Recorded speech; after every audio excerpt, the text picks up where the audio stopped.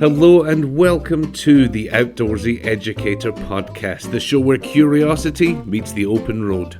I'm your host Alistair, and I invite you to join me as we explore the world through travel, nature, getting outside, and the power of learning. Each episode, we will dive into stories from inspiring educators, adventurers, and global citizens who are reshaping what it means to learn, whether it's in a classroom, on a mountain trail, or even halfway across the world. From backpacking trips that change your perspective to educational journeys that transform communities, we will cover it all. So pack your curiosity, lace up your boots, and let's discover how the world teaches us, one step, one story, one adventure at a time.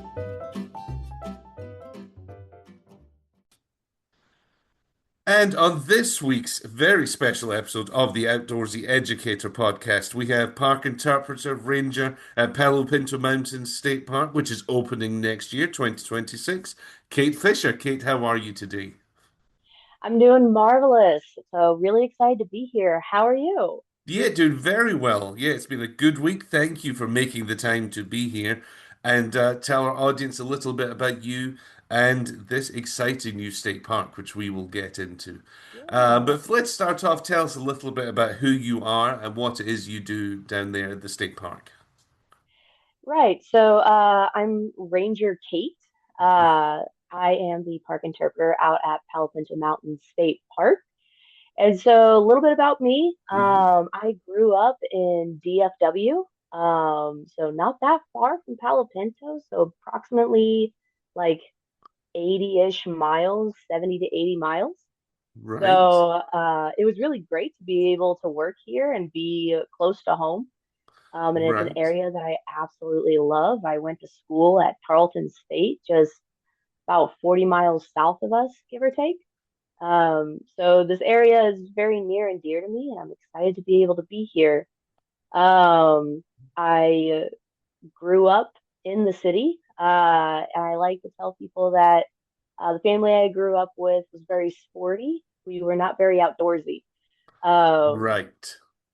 so it was really interesting getting into this career field. So because I did a lot of learning on the job when it came to outdoor skills, which was really exciting. And everything I learn is more exciting and makes me more eager to share with other people. And it's a really rewarding career.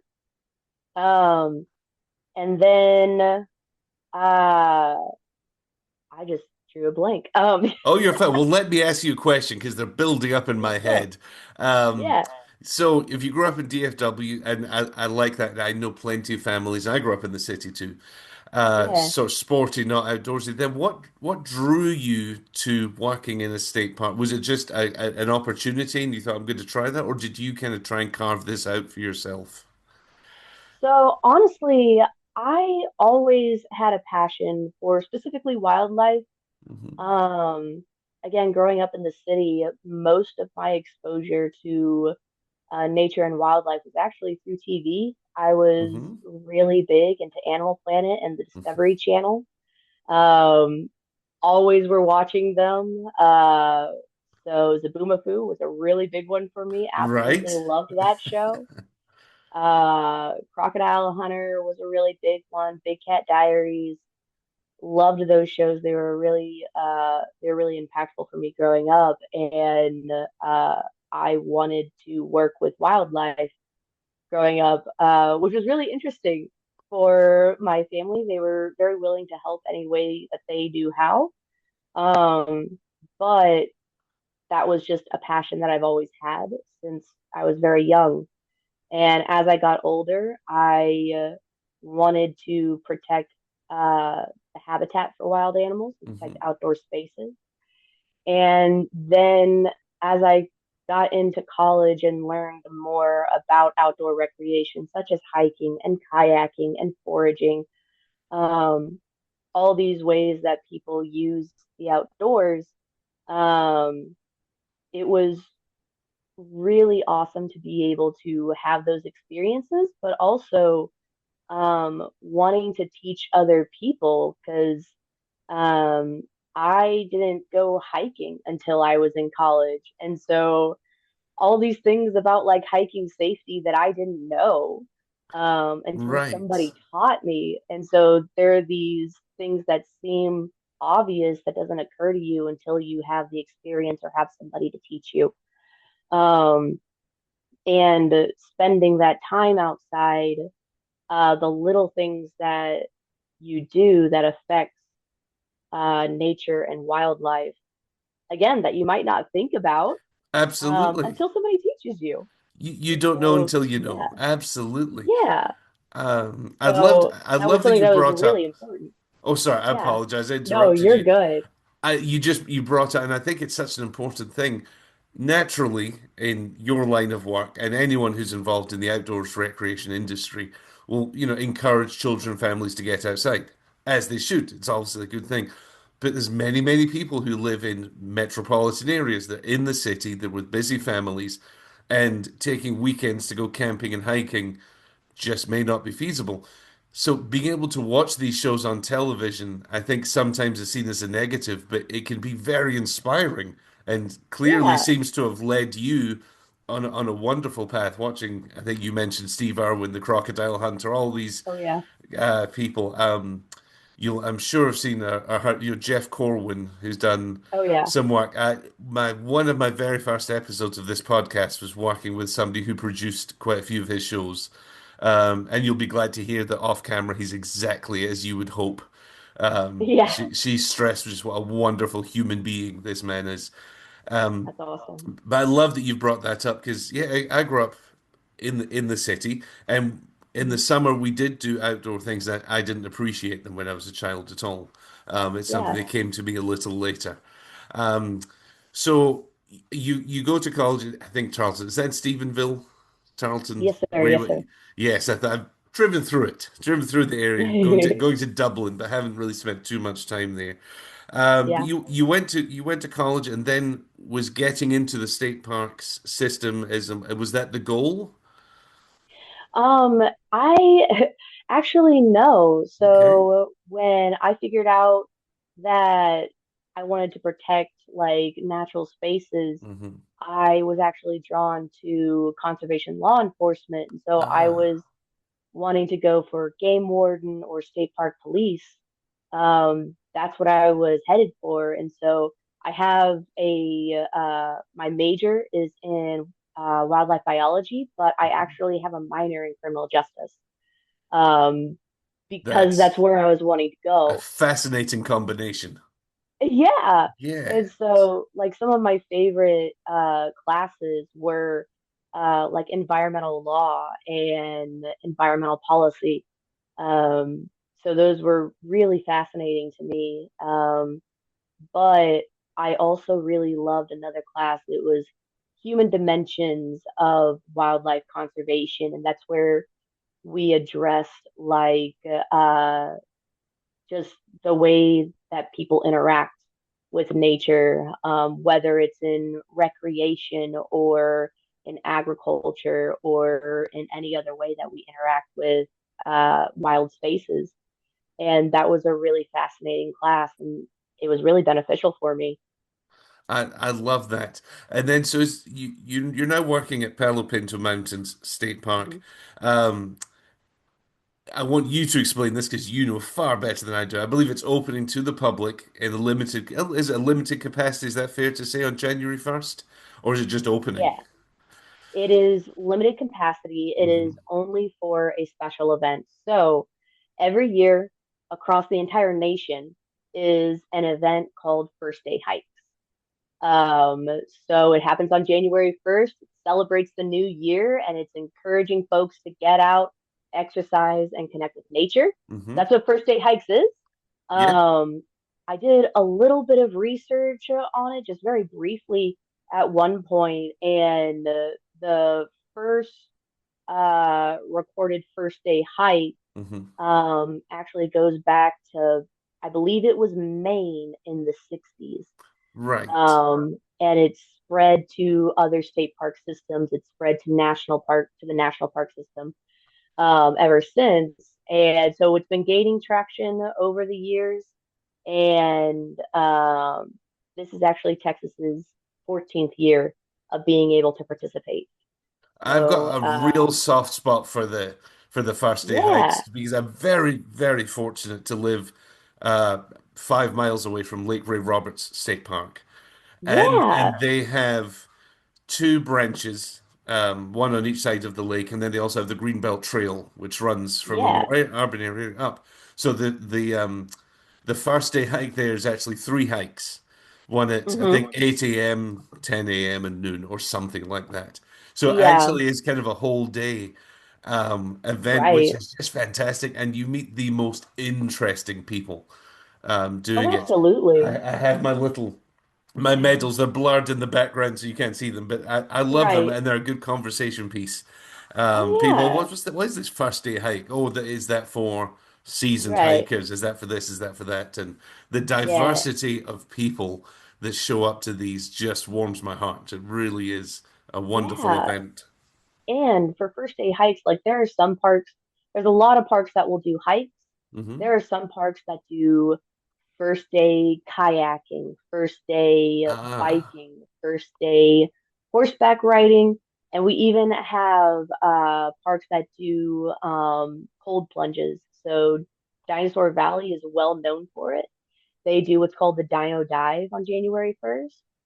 oh, that sounds Balmorhea, fun. yeah, Balmorhea will do a cold plunge in their spring fed pool. So there's several parks that will do a cold plunge as well. So that's definitely an event that is gaining traction for first day hikes. I But first day love hikes is that. the most popular one that you can find across almost, I think almost every park will do some kind of first day event. But yeah, Yeah, it's such an interesting eclectic group of people that show up, yeah, to me it just makes me smile because it truly reminds me, and this is sort of a full circle moment. Um, I emailed the top people at Texas State yeah, and Parks Wildlife earlier this year just to yeah, reach out. I've lived here over 20 years, and like anywhere else, this is not a slight on Texas in the slightest. Like anywhere else, there's mhm, wonderful things and things that you'd like to see improved, whether that's a city, a right, state, a country, that's life. And I wrote to them just to say, I've raised my children going to Texas state parks, and they are right, uniformly clean, equipped, staffed with knowledgeable, friendly people. There's right, family events. They all appear to be very accessible for perhaps people in wheelchairs or other limitations. Universally so, without ever a dip in quality. And that's rare, and it's something that the state of Texas as a whole, I feel, should be incredibly proud of because it's truly something that is done very well. right. And then I was referred down to you because Palo Pinto Mountains is becoming the newest state park in the system. And I'd love for Yep. you to tell us a little bit about this park, where it is, what's going to be special about it, and what you're looking forward to as it opens. Yeah, absolutely. So, Palo Pinto Mountains is just off of I-20, 75 miles from Fort Worth, 75 miles from Abilene. So it's right there in the middle of two major metropolitan areas. So back in 2010, Texas state parks, they were looking at public access to land and the projected population growth of Texas, and realized that there's not enough public access to land Mhm. for our increased growth of our population. And so there was this big push to be able to get more access by buying more land. And so this has been a push that they've been going for several years now. But in 2010, TPWD partnered with the Texas Nature Conservancy to join funds to be able to look for property near a certain radius of metropolitan areas. They were really looking at North Texas just because of the growth that's happening in the North Texas area. Um, so uh, with that partnership, along with TPWD, actually had 400 acres at Eagle Mm-hmm. Mountain Lake in DFW. Mm-hmm. They sold that property. It's the only time that the state has sold property. And with the funds from that and the partnership with the Texas Nature Conservancy, they were able to purchase the initial 3,300 acres of Palo Pinto Mountain State Park. But the property that they sold on Eagle Mountain Lake, they sold to the water district and it became a park anyways. So it became a district park. And so it's actually open. I think there's 6 miles of trails out there Right. um, that is now managed on a local level. So the public basically got two parks for the price of one, Excellent. um, which Yes. is great. Yeah. Right. Yeah, So yes.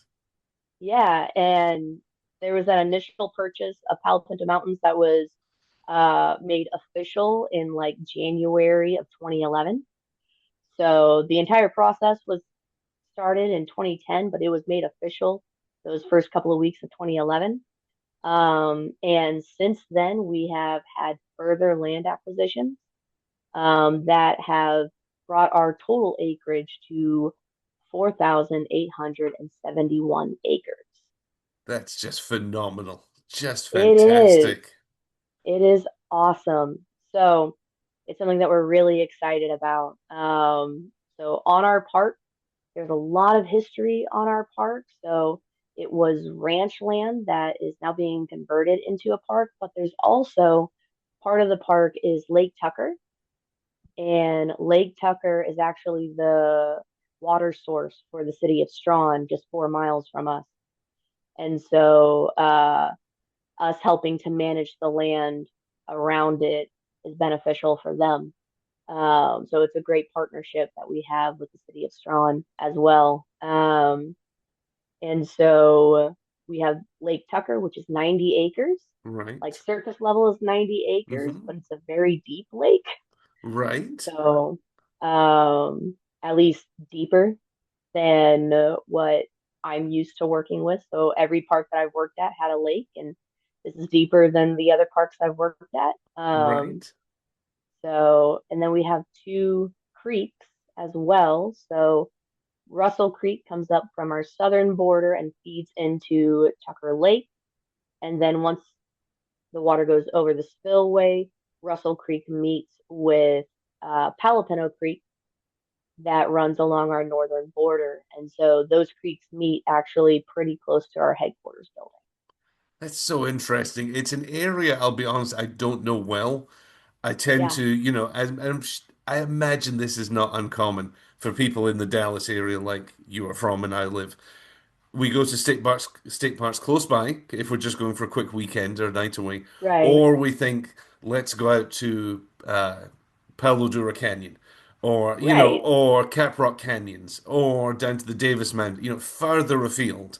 Let's make a week Yes. out of it. So you're in this middle ground, which is I'm very excited about because it's an Yeah. area that I've driven through it. I've been to the city of Dublin out there for a day.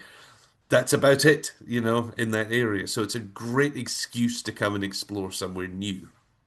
Yeah, absolutely. And anytime I tell people that I work at Palo Pinto Mountains in North Texas, they're like, Texas has mountains? Um, so our landscape is definitely, and our topography is all very more rugged than you would expect out here. So we have our our property is a part of what's known as the Palo Pinto Mountain Range. Okay. Um, and you'll notice everything out here is named Palo Pinto because Right? we've got Palo Pinto Creek, we have Palo Pinto County, we have Palo Pinto the city, Right? um, and there's a Palo Pinto Lake, which is actually not in Palo Pinto Mountain State Park. Interesting. Oh, so everything out here is named Palo Pinto, but the Palo Pinto Mountain Range is actually a collection of geological features known as questions. Okay. So they were originally formed over 300 million years ago. when this area was actually under an ancient ocean. And so there was a bunch of tectonic activity that started pushing the Right. the ground up. All of the sedimentary rock started pushing it up. But because of the weight of the ocean on top of it, you had these little baby mountains that started to form and then they just folded right over. It's so interesting. Right. Right. I can't wait to come down there and discover more. Um, Yeah. all I can think about now is what a great opportunity for stickers and T-shirts, something like, Palo Pinto Mountain State Park. No, for real, they're mountains, Yeah. or Yeah. something, written on the sharp. Because I would play into the fact that Oh yeah. nobody thinks there's mountains in North Texas at all. Right. Even So people who have lived here a long time. yeah, they're also just a really great like introduction to folks who want to get into like checking out mountains and hiking mountains more. Um because these are not super tall mountains. They are a couple hundred feet, Hmm. like elevation gain. Uh, so it's a good introduction for folks who might want to check out something a little more extreme. So Right. I love it. I think it sounds to me something that's going to be quite unique in the Texas State Park system. oh yeah, Things you can see things there that we wouldn't see in other places, and that's exciting. yeah, But people are going to want to come to your state park. That's oh yeah. obviously the plan. You have the sort of limited event, the first day hike. What's this kind of I know things can change all the time, but the anticipated timeline for fully opening your doors for hiking, for camping, all of those sorts of things. So we don't have an estimated opening date right now. Okay. We have hopes, Right. but so we've had announcements in the past that every time it seems like every time we announce something, something happens that Of pushes it back. course it And does. so Yes. um it because of that, we have decided that we're not going to announce something until it is written in stone. Perfect. Um so we know that it's coming up. We're really excited because we have our roads being paved, which is really exciting. And Right. the last of our major facilities are getting really close to being done with like final electric and plumbing work being done on those. So we're definitely getting very close, Right. which is very exciting. But we don't have anything official. So It reminds me of almost like having a house built. You can have all the dates written down you want, but you're relying on plumbers and electricians and inspections and this and that. So much out of your yeah, control, I assume. right. Yes. And you also have like if there's supply chain issues or anything like that, like if there's a weather issue, weather can actually affect a lot of things, such Hmm. as concrete and asphalt. Of Um, course. so it makes things really interesting because you're like, we hope that this is going to be the end date. Um, but again, like not only is it like rough on staff to have this constant up and down, because we really want to see people out here. We got into this job because we really want to see people out Of here, course. Yes. but it's also rough on the public. And so just the constant up and down. So we're just waiting until we have something for sure to offer. And where would be the best place for people to keep up to date with the goings on, possible dates, a good way for people to get Right. excited about coming out to the park. Where can they find Yeah. this information? So our social media Hmm. is a really big one. So we've got a Facebook and we have an Instagram. Um, and I'm actually the person that does all of that. So, as the park interpreter, it's my job to connect with folks. And so, with a park that's closed, the best way for me to do that is actually via social media. Um, so Facebook and Instagram, but we also have a website on TBWD's website. Okay. If you uh, go to tpwd.texas.gov, that's Texas Parks and Wildlife Department, and you click find a park, Palo Pinto Mountains. You'll have all the history and ecology of the park on there.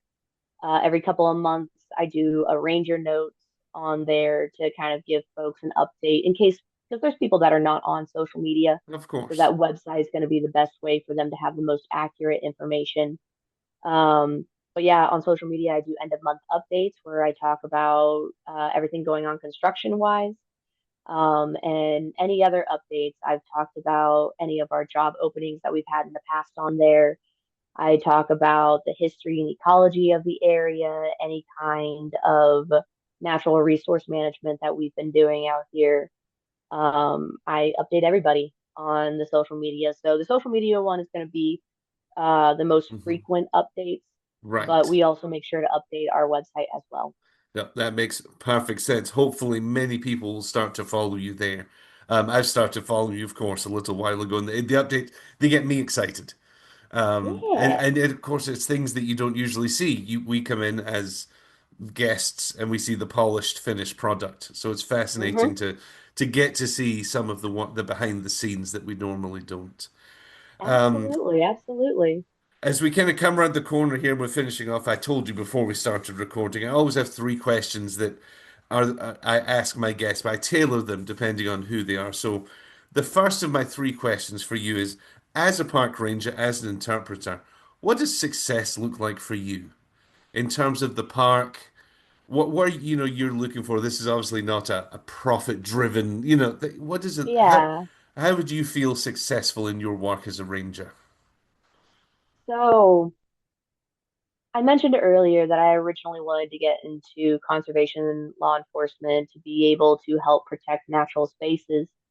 Um, and so uh, the reason that I have gone the route of interpretation instead of law enforcement um, is because of the ability to educate people before something happens that they didn't know about before.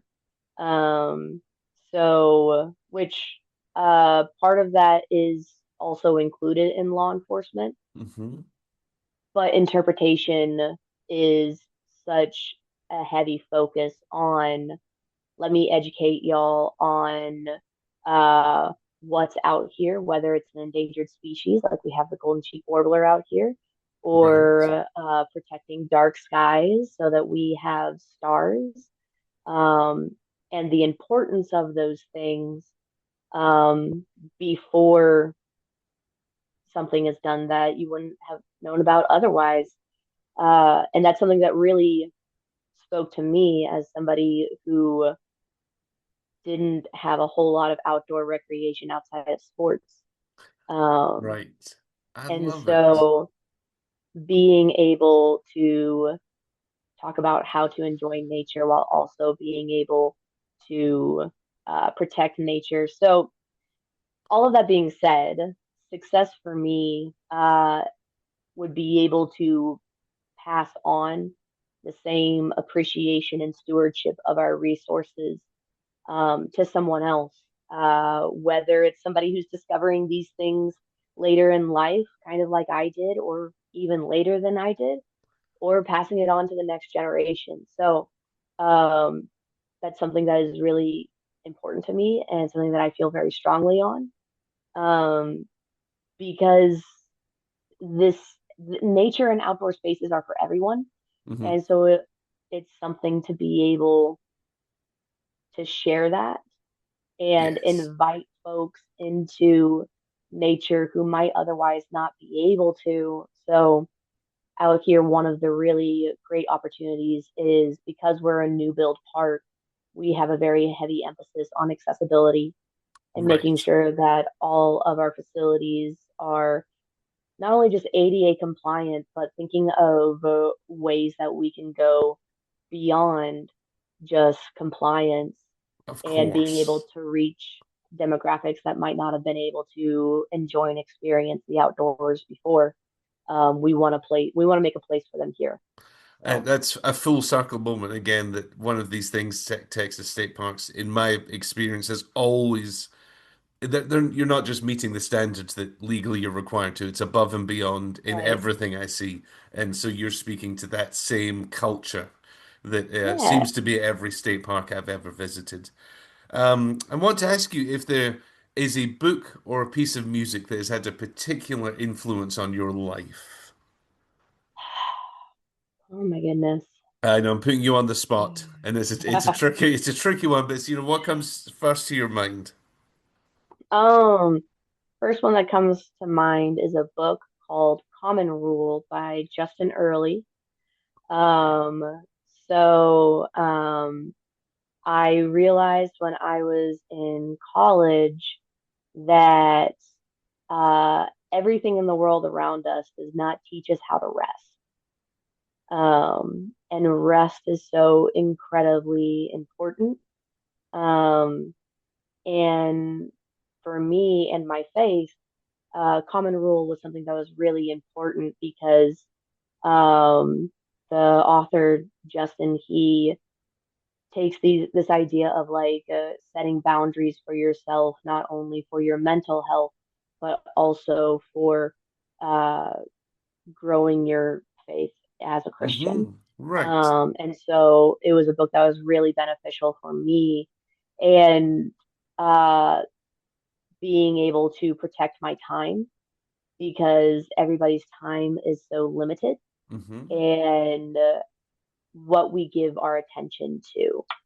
Um, so I very much love my job. I am absolutely somebody who is very happy to go to work every single day. Right. Um, but having that idea of um, separating personal life and your work life, and leaving work at work and then going home to enjoy spending time with family and friends and building the life that you want outside of work.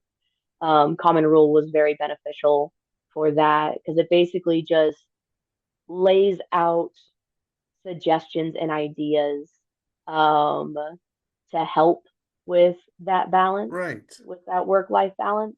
I love Um, that. Yeah, because yeah, when you're balanced outside of work, it's the same for me. I yeah, love my job, but one of the reasons I mhm, love my job is I can give it my all, and the job allows yeah, me to step away from it every day. right, It's not yeah, consuming me. Oddly enough, last night I was having a group discussion with a few people about the pros and cons and the merits and the expectations or not the expectations of having work email on your own phone. hmm, And yeah, and that's a whole big discussion, but it's just very interesting, right, the different viewpoints on that of being able to step away from yeah, work. And I couldn't agree more. Yeah, our time on this right, planet is limited, and let's gotta make the very best of absolutely, it. The very best of it. My yeah, and sorry, I'm go sorry, ahead. go ahead. Oh I no, was gonna say please, like please. there were like suggestions that again they seem like so obvious, but when you sit there and you think about the discipline of being able to implement these boundaries every day and or every week, because some of them are weekly boundaries, some of them are hmm daily boundaries. So one of the daily boundaries being like turning your phone off for an hour a day, Right. um, which sometimes feels very foreign. But it turns off those notifications and it allows you to be present where you are, or like a boundary of like having a meal with a friend once a week type deal. Absolutely. Um, so kind of these things to bring in community and being able to focus on that community. So anywho, I could talk about common rule for a very long Yeah, time. no, it's you, and the sort of the secret of this podcast is I ask that question because people almost always have a book that they're passionate about, and it fuels my fire to want to read it. So Yeah, I'm really interested now to look into that. But my final absolutely. question for you is I want to paint a little picture for you, a fictitious picture. It's the first Okay. day. It's the first day hike, which unfortunately I know is full, but I'm going to keep my eye out on seeing if any tickets become available. But you get a call from your boss, and he says, I want you to take this one person on the private first day hike. You're going to guide them around the park for the day. If it could be anybody from your life, somebody you don't know, famous, not famous, somebody from history, somebody, any human being, who would you like to take on a private tour for a day of Palo Pinto Mountain State Park, and you get to ask them questions, get to know them a little bit? Steve Irwin. Great, So man, that's a good answer. if I could just walk and talk for hours with anybody from any time, Steve Irwin, absolutely. So he was just so instrumental in me being as interested in conservation as I am. And I love that Robert Irwin has kind of taken up that charge and is doing doing the same thing in his own way. Is really, really awesome. And yeah, the the questions I would have, the conversations I would want, the things I would want to talk. Lord, I would absolutely love that kind of opportunity. So yeah, I love it. What a great answer. There's no wrong answer. That's a great answer though. So I'm Ranger Kate, I cannot thank you enough for your time. I will be down there as soon as I get it, they're available and come camping for the weekend. I'll make sure I come by and introduce myself and say hi. And I cannot wait absolutely. to come and visit the newest state park in Texas. So again, thank you very much for being here. Absolutely. Thank you for the invite. And I hope you have a great day. And if you don't get into first day hikes, I hope we get to see you at opening day. Oh, awesome. Thank you so much indeed. Thank you again to this week's guest, and I hope today's episode was as enjoyable for you as it was for me, and perhaps even inspired your next adventure. If you did enjoy the show, please be sure to subscribe, leave a review, or follow us wherever you get your podcasts. You can find more information at theoutdoorseyeducator.com or follow us on Instagram, TikTok, or Facebook. Until next time, thank you so much for listening to the Outdoorsy Educator podcast.